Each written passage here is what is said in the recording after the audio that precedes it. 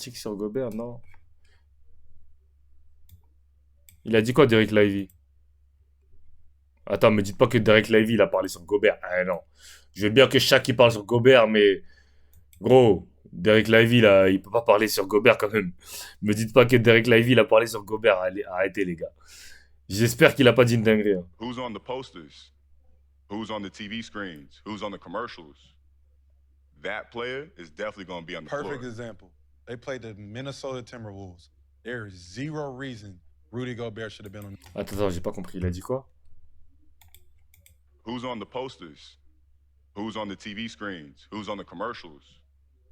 That player is definitely going to be on the Perfect floor. example. Ok, donc il est en train de dire que les joueurs qui passent à la télé, les joueurs qui sont, en gros, ils sont en train de te dire que les stars, c'est obligé qu'elles jouent. Les joueurs qui sont sur les posters, les joueurs qui sont dans les pubs et tout, ils vont forcément jouer. They played the Minnesota Timberwolves. There is zero example. They played the Minnesota Timberwolves. There is zero reason Rudy Gobert should have been on that court. Zero. But you are paying him about 40, 50 million dollars. Attends, mais il parle de quelle équipe là? Definitely going to be on the Perfect floor. example. They played the Minnesota Timberwolves. There is zero reason Rudy Gobert should have been on that court. Zero. Donc lui, il est en train de, je sais pas, il parle de quel match, mais en tout cas, il parle d'une série de playoffs. Il dit que il jouait contre les Minnesota Timberwolves et il y avait zéro raison pourquoi Rudy Gobert était sur le terrain. Donc zéro raison. But you are paying him about 40, 50 million dollars. You better get your ass out there and figure it out. Donc tu payes 40-50 millions.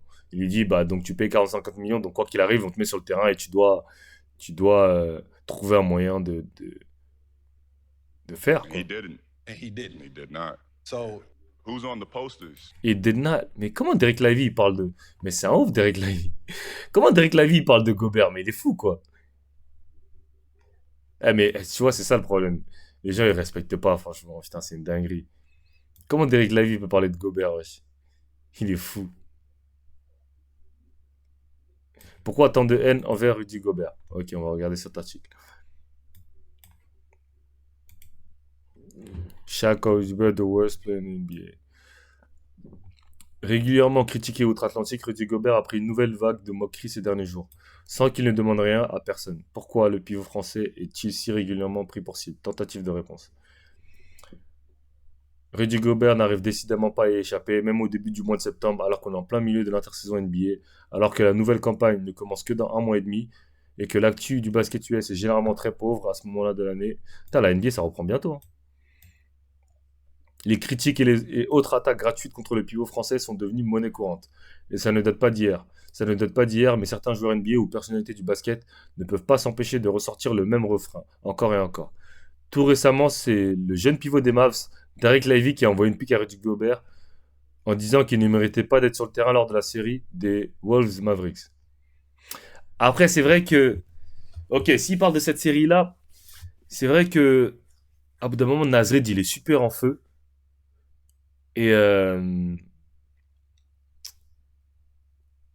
et en fait, c'est vrai que Nasrid Karl Anthony Town, c'est plus logique que Gobert Karl Anthony Town à ce moment-là. Parce que déjà, Nasrid, il peut un peu mieux switcher.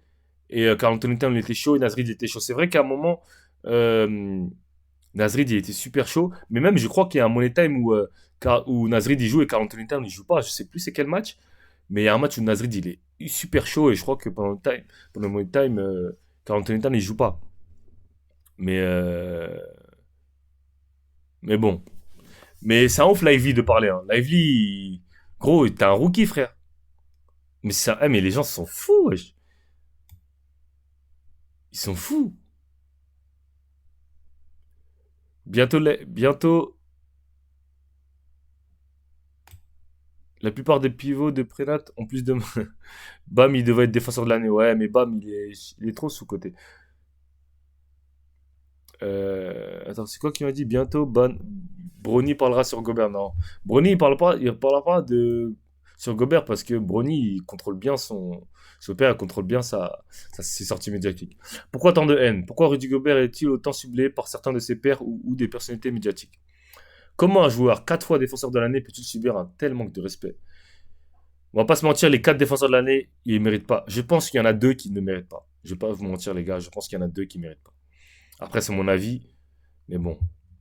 C'est pas normal qu'Anthony Davis, il n'ait pas de titre de défenseur de l'année.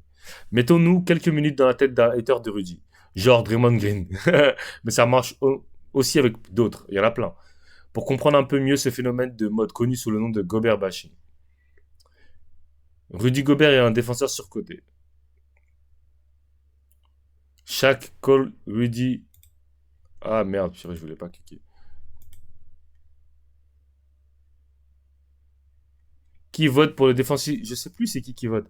Mais même pour le MVP, en fait, il y a plein de trucs que je comprends pas. Par exemple, je pense que Shea devait être MVP cette année. Après, il y a plein de trucs que. Parce que tu vois, par exemple, Jokic, il est 3 fois MVP, mais LeBron, on avait arrêté de lui donner des MVP justement parce qu'il était trop MVP. Il y a trop de trucs que je comprends pas. Doncic, alors, dans ce cas-là, pour moi, il mérite plus que Jokic. Mais voilà. I never thought he was a great defensive player.